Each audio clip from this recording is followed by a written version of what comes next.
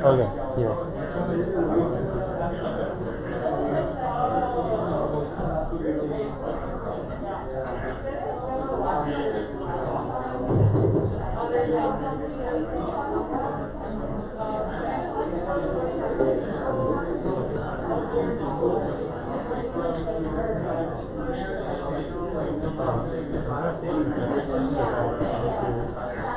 Look at computer screen. No longer adapted to stress here.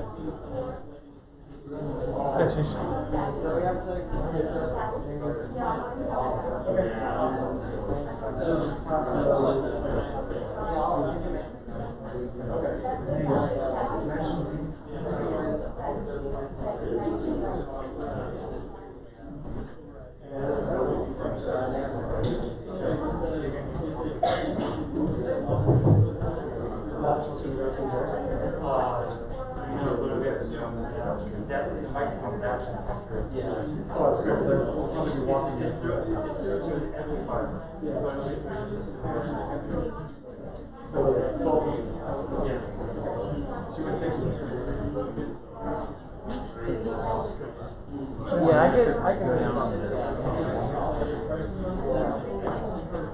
I'm not trying to make it too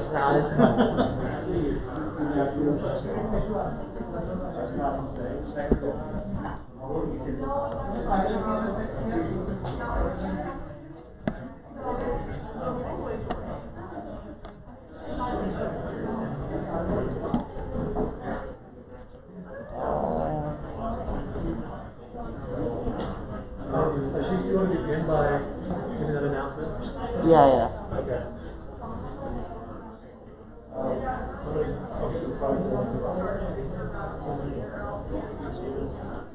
Okay, we're gonna get started.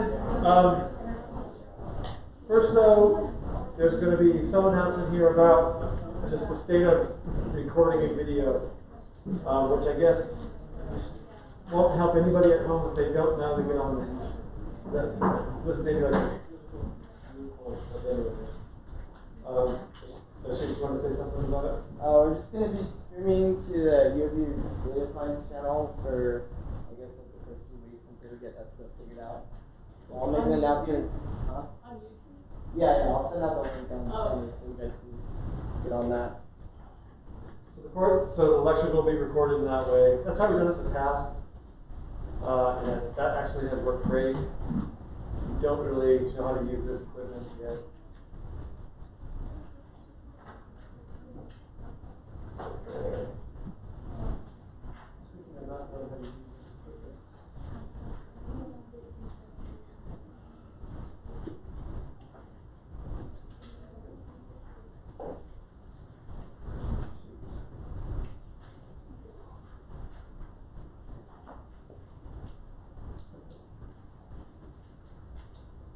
Shoot.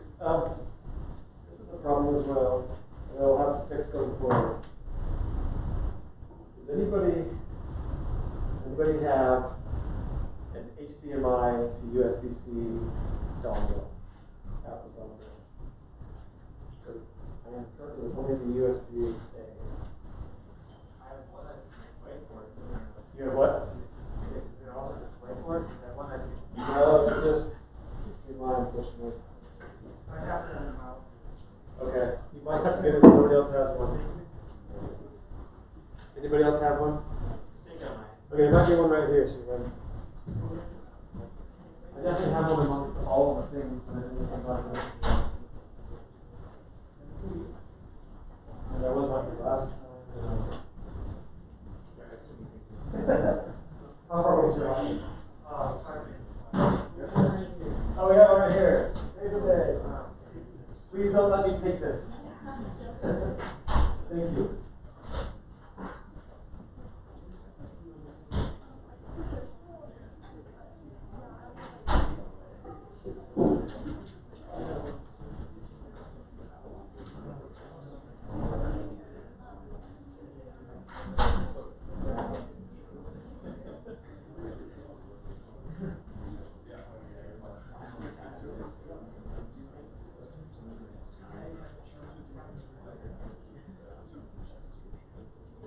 Okay. Without further ado.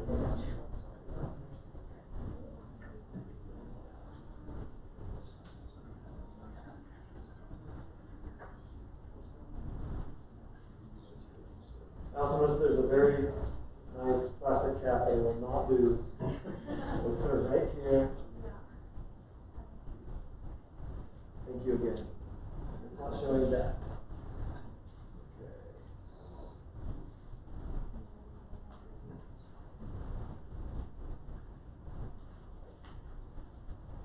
Alright.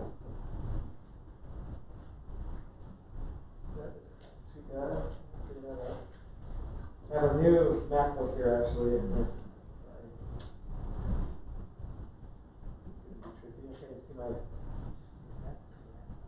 Can you see there it is? Okay, good. Yay. Alright. Here we go. Thanks for coming back.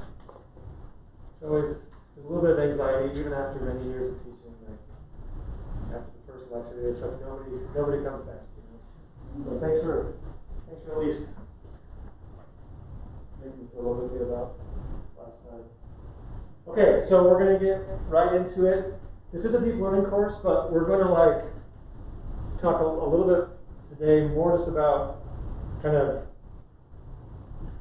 not basic, but like non-deep learning machine learning kinds of things to help get us going in this subject. Some of you, you're gonna be like, oh man, I know this, it's so boring. And some of you are gonna be like, oh, I haven't ever taken a machine learning course. It's my first one. Thank you so much for doing this. But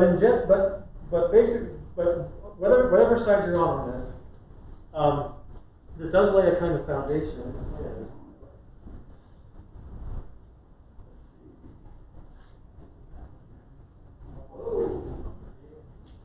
How's that?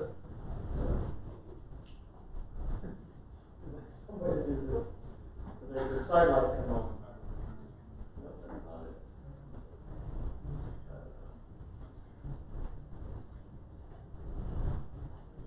Okay, you know how this. I've been in this class before. I know this works, but not anymore. That one, not this one.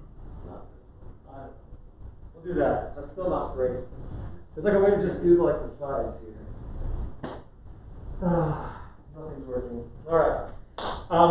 Anyways, what's important is that we're going to talk. By the time we get to the end of the day, we're going to have talked about linear classifiers, and we're going to motivate a lot of like deep learning through the task of classification, and then kind of simple models of how to do classification, and then in particular one of the simple models being linear classifiers. And the reason we do that is because really what neural networks are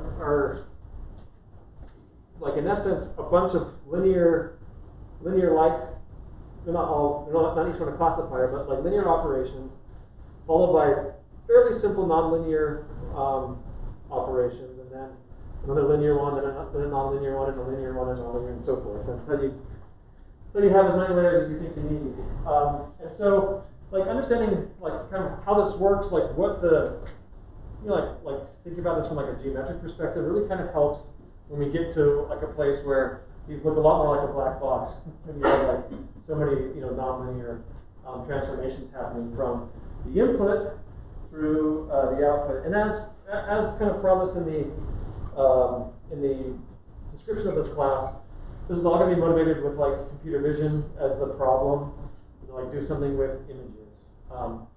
This won't be the whole of the course, but images are going to be like a typical inputs here to our model. We're going to try to say something about like what's going on in those images. So that's kind of the setup for today. And as promised, here we go. We have image classification. So the most basic, classification task we can kind of think of here is to have a set of images that really have like one kind of thing in them. Like in this one right here, we've got a cat. The internet's full of these, so we got lots of cat photos. And there's lots of dog photos, lots of truck. Now, there's lots of photos out there that like would have dogs and cats in them, and maybe dogs and cats in trucks, or dogs and cats driving trucks. Maybe they're driving planes. I don't know. But really, we're going to like think of like a pretty simple, setup for the data set. It's really just each image has got like a really clear entity in it, and nothing more. And so like the task here is to be able to say, okay, if I got one of these, you and I really quickly go cat. But we want the machine to be able to go cat and do that really accurately. Okay, so like in general, if you haven't thought about this, you might go, yeah, that's pretty simple. Like, but there's just one big cat there. I could do this. But in general, this is actually a pretty hard problem.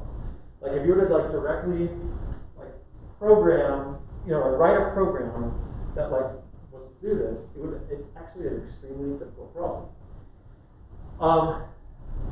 And why is that? Well, a couple of things. One is that like really what the computer, what your machine gets is not this coherent visual image that we all see, but it's really this big array of numbers, right? And in general, like most photos, when they're stored as a digital file, they have 3 channels corresponding to the colors red, green, and blue, so RGB. And basically you have a number representing something about like how much red should be in at this pixel. Yeah, so sorry, each one of these entries in here represents like spatial location of a pixel in your image, and you have like basically 3 of these things, 1, 2, 3, 1 for red, green, and blue. It's like how much red, how much green, how much blue. That turns into a color in the visual spectrum, and that's what's shown at that pixel.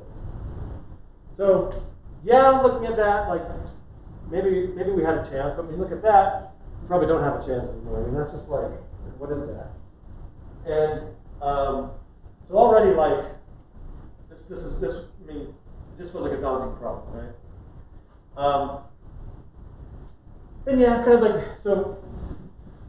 Look, the number that would show up here just kind of depends on like the bit rate of your device. Like for a camera, it might typically be some number between 0 to 56, so like 8-bit integers for for each of the color intensities.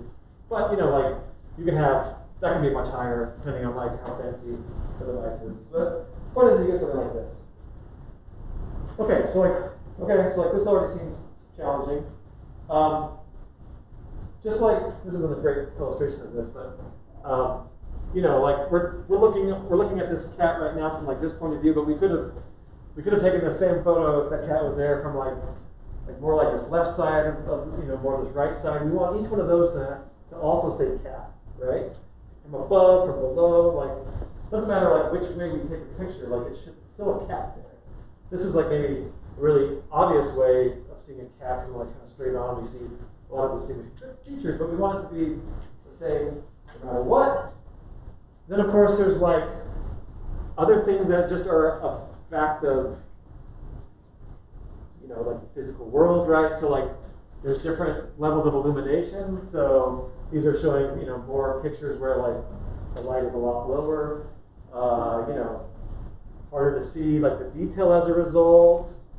If you think about the numbers that were associated with this and that big array, there'd be a lot of like like the same kind of like non-descriptive, right? Even though like we tend to be able to let our brains kind of fill out what this should look like because we have such a high understanding of what cats look like. Even something like this over here where you're seeing the back side of or like the left back side of the cat is facing away, we kind of just know what that is. We can fill in the gaps. Like take a look at a picture like that, like how is a computer going to look at that and say that's a cat? And yet, like we can do it like that, right?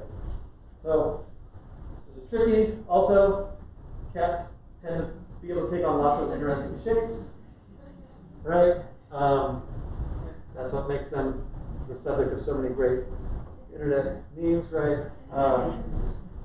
And by the way, I need to make sure that credit is due. So the slides for this lecture and a few other lectures that we'll do in this course were taken from a person named Justin Johnson who taught this at Stanford a number of semesters ago and still teaches it at the University of Michigan. Anyways, they're great slides for illustrating all this kind of stuff. So, yeah, so you got these kinds of problems, and of course, you got these kinds of problems, right? So, like, cute cat could be underneath the blanket. Cute cat could be out rolling in the grass. Cute cat could be smushed underneath the cushion. Like, if you think about it, it's really amazing. I mean, there's like a different way to do this presentation where I think like this would illustrate even better. But like, if I just showed you this, you would all probably say cat underneath couch cushion. I mean, maybe one of you would say like tiger or something. I don't know. But maybe that's like what your experience has been, is that tigers are usually underneath couches, not cats. But we probably would all say that. And like, how did we get there? It really has very little to do with like the visual picture we're looking at. It has so much to do with like all this kind of prior knowledge we bring to every experience. Like, that's a couch. Couches kind of like have a certain shape.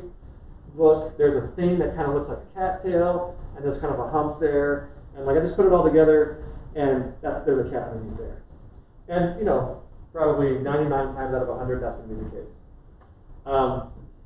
And that has so much. That has like so little to do with what we actually see there, and so much more to do with like all the background information and expectations about the world.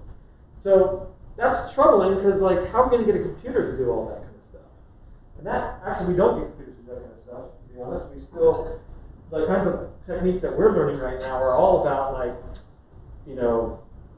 like understanding kind of like the visual statistics of an image to say there's a cat there. And we don't bring that. Now, people who are researching in like artificial intelligence, using deep learning or otherwise, when you hear things like artificial general intelligence, AGI, it's more like this kind of thing where you bring somehow you bring all this like background that we have as an example, to these problems. But so there you go. And this can get worse.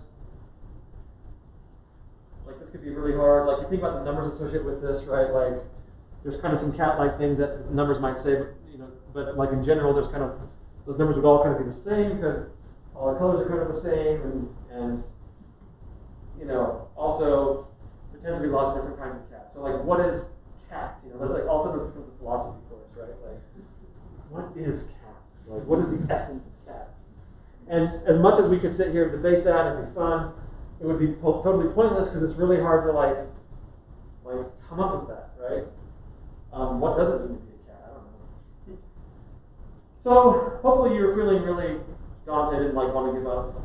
It's probably too hard. We'll just go back to like, I don't know, web development. But it turns out actually magically that we can do a lot better than that. And we're going to build up to that. So what do we mean by this classification, this image classification? Is we want to be able to, we want a function where we give it an image, and its output is like the thing that's in there, right? So the typical way this actually gets set up is something like, we know that there's like 1,000 different things that it could be, or 10,000 different things, or whatever, and you got to tell me which of those 10,000 things it is. We actually limit the universe in that way, again, because these algorithms like don't come with some like prior like understanding of what the universe has in it, and that cats would be one of those like things that could happen to it. So like you basically kind of limit the universe of what this can do. You say, okay, here's a function. It works on arrays of integers that come from images, and it's a function that tells us what the class label is.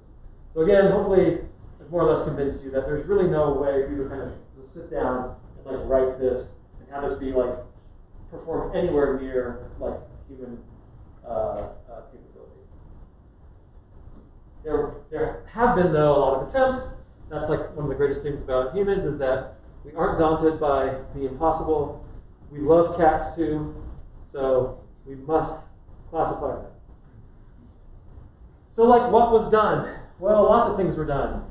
So, like a lot of machine learning has been done over the years, and there's a lot of algorithms out there that have existed for decades. And so, a lot of them kind of require there to be like a fixed set of features, so to speak, and that, like a vector of numbers, whatever they are, and that's the input to your function that you're trying to learn via some machine learning algorithm. So, like one way that people thought about this was like, okay,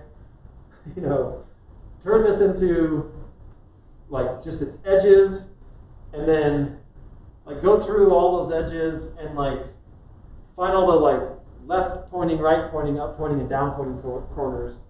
Like make a whole histogram of those things, and then that will be our features for this image, and we hope to see that that's a cat. And actually, it's not. This actually would work way better than any program that you would just like directly code, because there is some information in that. But as you might imagine, like that doesn't work super well. And moreover, that's not too much. I mean, like it is a learning algorithm, but it's not really using the data in ways that it's not really using all the data. And when it comes to machine learning, what we really want to do is use all the data. Like, there's a lot of ways to think about machine learning. One of like a good working definition here is that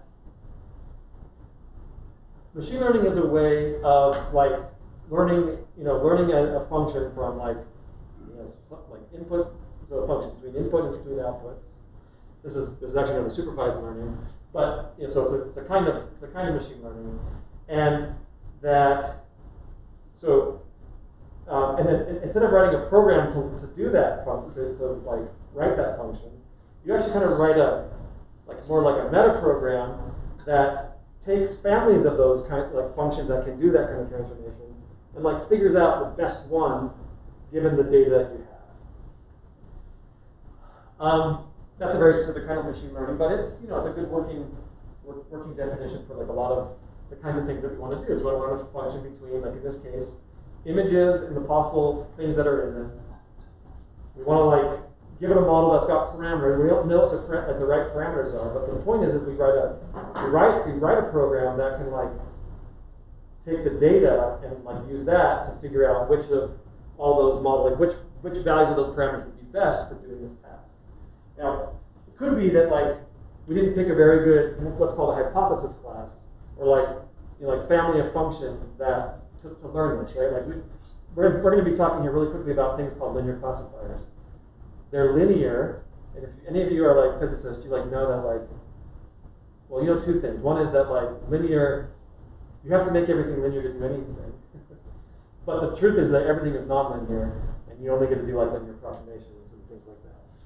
So linear is like only linear in general like won't get you very far in a complex, like very nonlinear task, like picking out the class.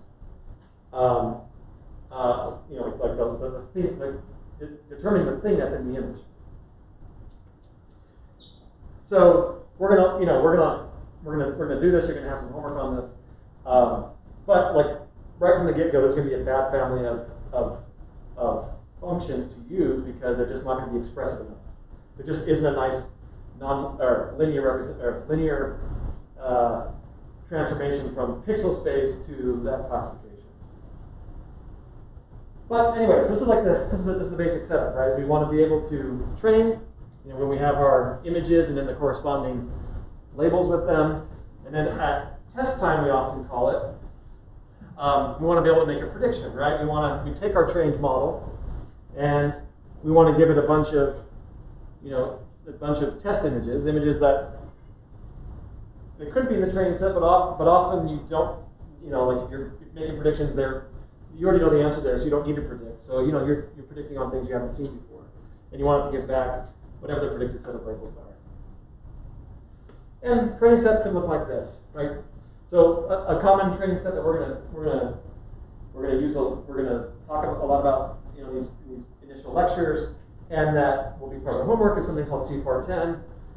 Basically, it's these images like this. They're small. Let's see, they're 32 by 32. I'm pretty sure. I haven't looked at it such a long time, I don't know. I think they're 32 by 32, so they're pretty small images, and there's just 10 classes. You're seeing like 5 of those 10 classes. Okay, so like, how would you go about doing something like this? So one of the approaches that works pretty well for like certain kinds of data is something called like nearest neighbor. There's lots of nearest neighbor algorithms. Done machine learning, you know all about this. But the basic idea is the following. You take your training data, and your training data like basically gives you kind of a map in your data space of like where things are with according to the classes. And if your features are such that like your labels are already clustering together by like cats and dogs and planes and things like that, then this thing actually works really well, because like usually what you do is you're like, okay, you put a basically just like the training just means like memorize this, just like remember where everything is and remember what their labels are, and then at test time you just basically like you take that, you have some way of measuring the similarity between any training image and a test image, and then you just like the label you predict is whatever is like the label of the nearest training image.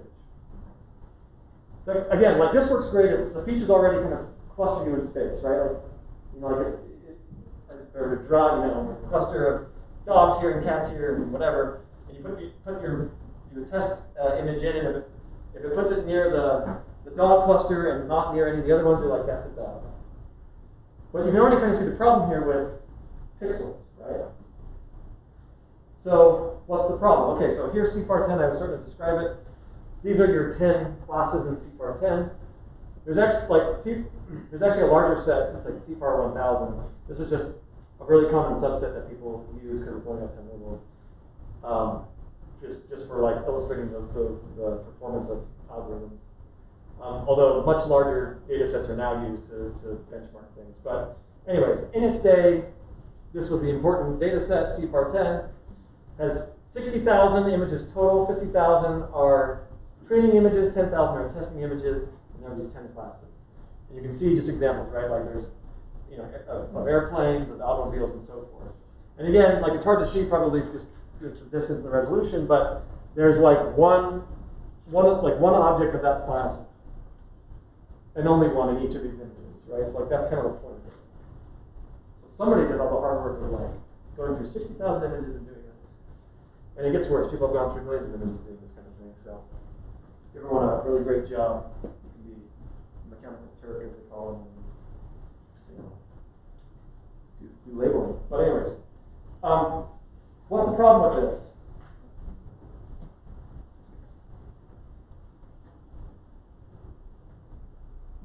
What's the problem with this in images? Yeah. Inference is super slow. Because of how much data you have. Oh, yeah, that's a really great point. Inference is really slow. So inference being like, you know, running that predict function, because you're going to have to compare yourself against 50,000 training images, or if you have a million images, you have to compare yourself against a million images. That's a great point. So that's bad.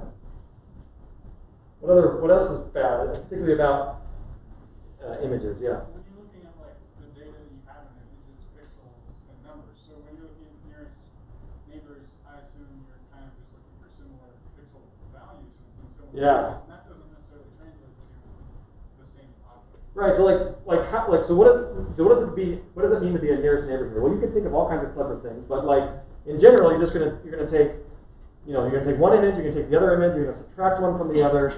You're gonna have some way of like taking all those numbers and turning that into one number. So, you know, like you might apply like, you know, like an L2 norm, like a Euclidean norm, like just turn it into one big long vector, and then like sum the absolute value of all those differences up, and that would be like your distance, or that could, you know, could be L1, so instead of be, well, I guess I told you it's L1, but L2 would be, you know, like the L2 distance, so Euclidean, so square all those, add them all up, and take the square root of that sum. You know, any LP, there's lots of distance functions like that. But you're right, like it's just looking at difference between pixels, and like one of the things that's not going to respect at all is like even the same image. Like if your image is like a crop, right, from like a bigger image, you know, like this horse, and then you like, you know, your crop is like, you know, up here, you know, with part of the horse in it, your crop is down here with part of the horse in it, something like that. It should predict horse, right? But like the distance between those things are going to be huge, because when you overlay the pixels on each other, like, you know, like the brown parts of the horse are going to be like with the green parts of like the grass, something like that. There's going to be a huge difference, and you're going to think these are really different from each other, and you can kind of see that here. So what we're showing here is like if you were to do k nearest neighbors on CFAR 10, and you took like a test image, like right here, it's kind of hard to see, but like that's a boat. In particular, it's like pointing up and to the right, right? And it's got like, you know, it's hard to tell, but it's like some water, so it's kind of dark there, and it's got this wake, you know, it's creating behind itself, so it's kind of frothy, so it's white. What's its nearest neighbor? Well, its nearest neighbor is this picture of this bird, which is also oriented in like the same direction as this boat, and you know, it's sitting on this branch that kind of is also oriented in the same way that this wake is, and this kind of dark this way. And I mean, like again, like given the metric that you're using, that is the closest image. Like it did exactly what you asked it to do. And that's like the troublesome thing here, is that computers only ever do what you ask them to do, and you often ask them to do we ask them to do the wrong thing, even though we think they're the right thing, because we take all kinds of shortcuts in our head, and this thing doesn't take shortcuts. So it's a problem. Now, this is not too bad, right? Like there just happens to be two like white fluffy dogs with like, you know, two black eyes and a black nose, like in that same configuration, and like it does find the dog, so like that would have worked out. But you can see that like the next nearest neighbors have nothing to do with it. And you just in general look at this, it's like that pattern kind of follows, except for there tends to be a lot of these, like whatever reason, frog images that all look like this. I don't know. It's my background, but there's like a cat one here, so I got that one wrong. And there in between. So like in general, this is a really bad idea, even though like most other kinds of like classification problems you might do, like a k nearest neighbors you've probably heard of, like often works really, really great. That's because, again, the features that you're using, predicting on, are already in a kind of, they've already been transformed in some way that like clusters things of the same class together. But pixels are not like that. Pixels are not like that. Okay. Questions about that? Yeah. So when you're looking at these images, are you ever considering more features than just like individual numbers on pixels, or is that all you're considering here? Well, that's typically all you ever have, and that's all that's being considered here. I mean, you might have some additional, like you might have a data set with some additional information, maybe, and you would want to use that if you've got it and it's like, you know, it seems promising. But in general, you just have an image, right? So like, if you're on Google search engine using like the image search, and you give it an image, you know, like that boat, you want it to find other boats like it. You don't want it to bring up the bird, right? And so like, this doesn't work, you know, for that reason. And you know, I already talked about this, but like, you know, here's a way that you can do this. You just take the two images, compute it, you know, subtract them from each other, compute an L1 or any LP norm, and you know, that would give you some number. But all these norms would have the same problem. This is what this is what like how you write this like in Python using NumPy. It's really simple to do, really straightforward, totally useless. There's memorizing the data. There's the test time, right? So it's like, this is like the point that, I don't remember your name, but the point that you made was that like at test time you got to go through all of the images, and yeah, that's not going to work too well. The nice thing though is like NumPy allows you to vectorize all these operations. That's actually happening here, so you get some kind of speed up. But in general, like your red flag, like your numerical red flag goes up and like, this is a bad idea. Just put a fine point on it. If you have any examples, how fast is training time? It's really fast. Yeah, who said that? Yeah, right. Like give it a like a computational complexity. Right. In terms of n. Well, it's how long it takes to copy Yeah. the memory. It's like, yeah, so Constant. exactly. Maybe Like, linear. big O constant, right? Like it has nothing to do with n. You can just memorize it all at once. How about a predict time? So your point back here. Yeah, exactly. Good. And like we've said, this is really bad. You know, in general, what does this look like? You know, you don't have two-dimensional images, but you have two-dimensional data.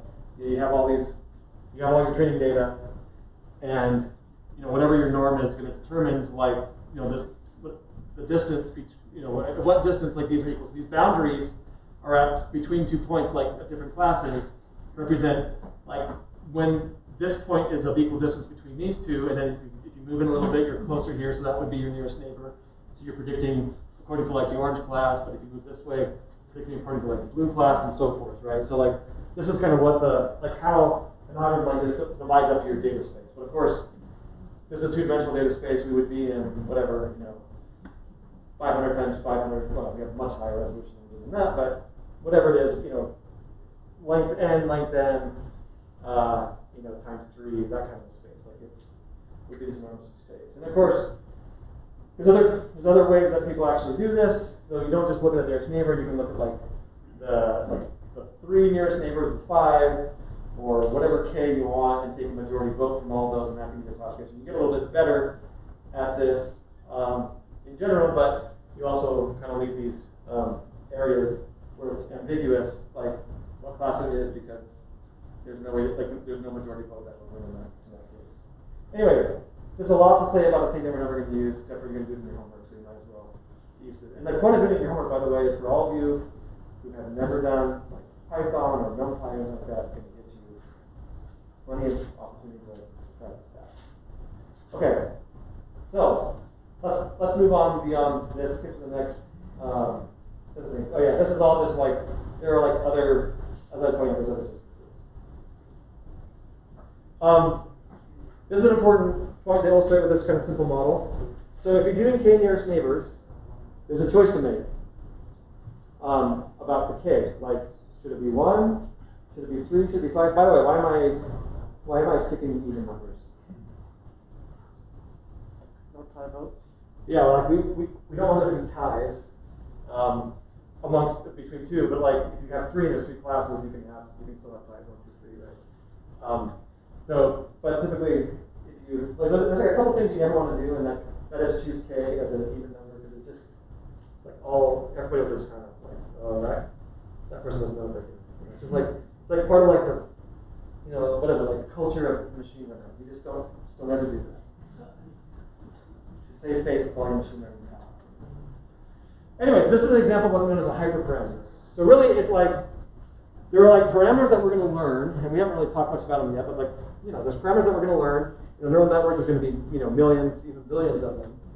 But then there are other parameters that we're not going to learn, but yet still have they still affect like the outcome of the prediction or whatever is happening at inference time. We call these hyperparameters, and they have to be, so they can't be learned via the data directly like we would learn a regular parameter, but you do need to like pick a good one somehow. So like, how do we do that? Well, we're going to talk about how we do that. Yeah, in general, it says that they're very problem dependent, right? So like, you can't just like come up with one problem, pick a k, think that it's really good, like k equals 3, and then expect that to work for like another problem, or maybe like k equals 7 is much better. So like, how do you go about doing this? So this is really, again, like a pretty basic idea in machine learning, and that is how you like split up your data set into things like training sets, test sets, and for hyperparameters, validation sets. So here's our data set, right? Like, this is just some big long representation of our data. Every so often, there's another sample here, but it's all one big set here. Okay.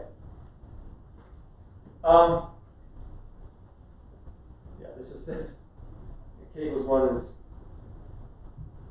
It always works on your training set. It's always perfect. Okay, so how do we think about this? So typically, what we're wanting to do is we want to take our data set, we want to split it up, use the majority of it for training, and then use some of it for what's called testing, or like evaluating how good something is. And the idea here is that this, both of these sub data sets, the training set and the test set, should both basically preserve the statistical properties of this data set. In general, how might you do that? Like, how might you go about splitting up your data set into train and test and kind of like have the best chance of that happening? Go ahead. If you do random sampling by the, what's the word of that theorem? Like the normal triple inverse to like the expected value should be like a representative sample. Oh yeah. So like central limit theorem. Yeah, central limit theorem. Central limit. Yeah, I mean there's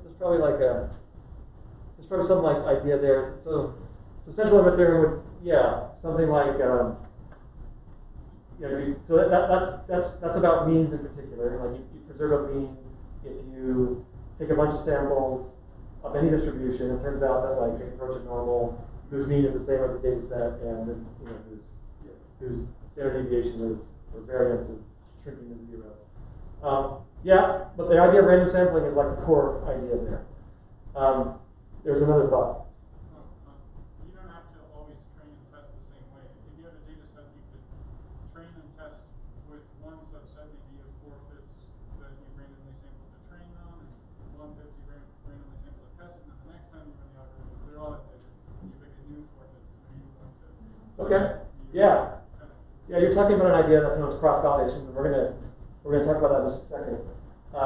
Just probably shuffle the data and take 20% for test and 80%. Yeah, shuffling is like this random, the random sampling idea. Yeah, like the basic idea here is if you want this training set and that test set to basically be a representative subpopulation of the original data set.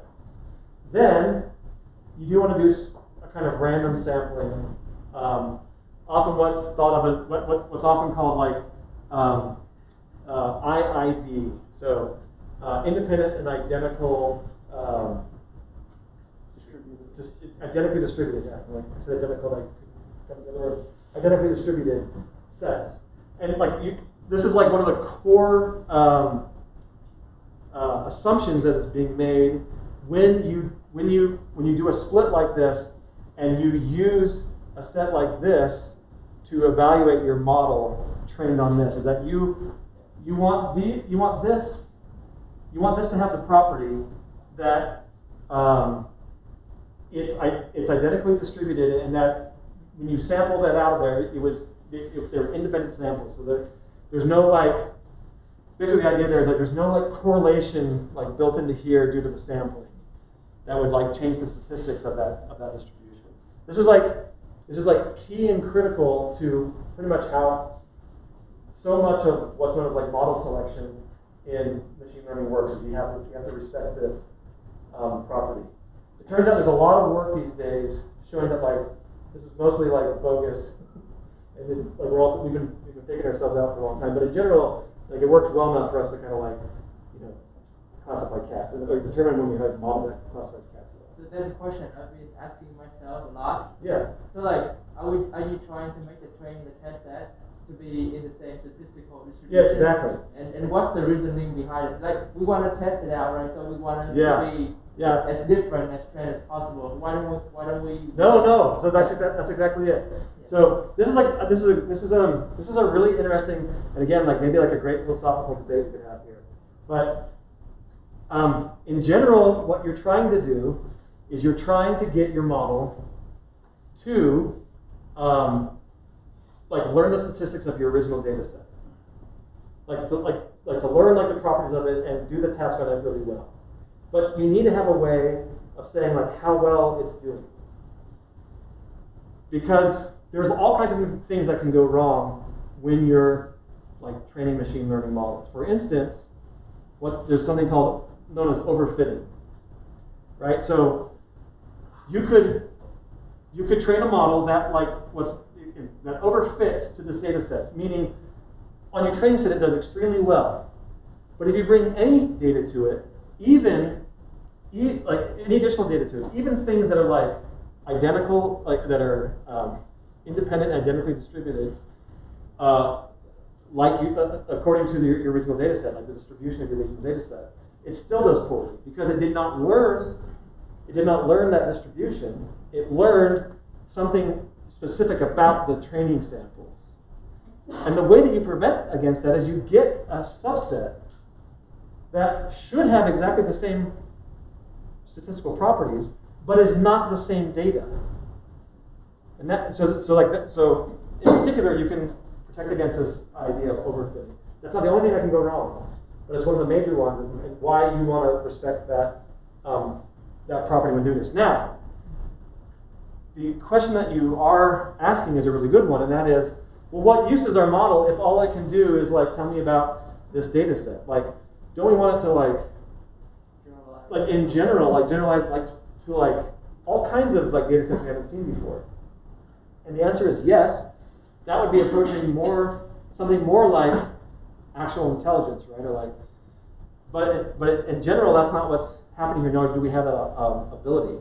There's a bunch of great research going on right now in what's called like causality, causal model selection, causal representation learning, causal inference, where you're trying to learn properties of this data set that really are like causative factors of like, think of them as having like how the data is generated, so that if you have those, you have a better chance of generalizing to like totally out of distribution data, but that would also be generated like via the same factors. Like everything in this world kind of follows some sort of physical laws, and we somehow are able to intuit a lot of those, and that allows us to kind of operate in situations where we've never been before, but like physics is still the same, and we don't die, right? and like that's pretty great. We want systems like this to do that, but that is not the task that we're going about right now. The task we're going about right now is to learn to do the task from our data. And that's a really important. I didn't really expect to go down this, but I appreciate the question. That's a really important distinction between like the kind of machine learning that we're going to do, even with deep learning, even with all the power of deep learning.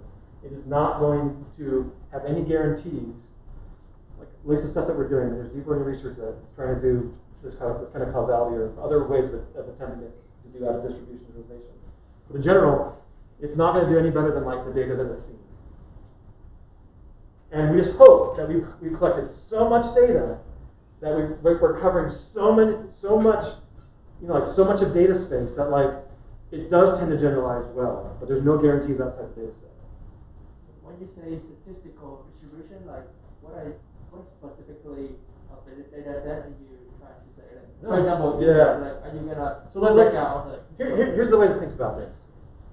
And I hope we have enough time for this, because this is good stuff. Hopefully you're all just like, everybody not following along, because like this would be bad if you're not following along. Be brave. Okay. So, what do I mean by like the data space? So let's think about pixels for a second. So let's just restrict ourselves to like all the images that are like 32 by 32 by 3. So like these are these small RGB that's funny, images. And each of those entries can be any number between 0 and 255. Like that's like the universe we're looking at. Okay.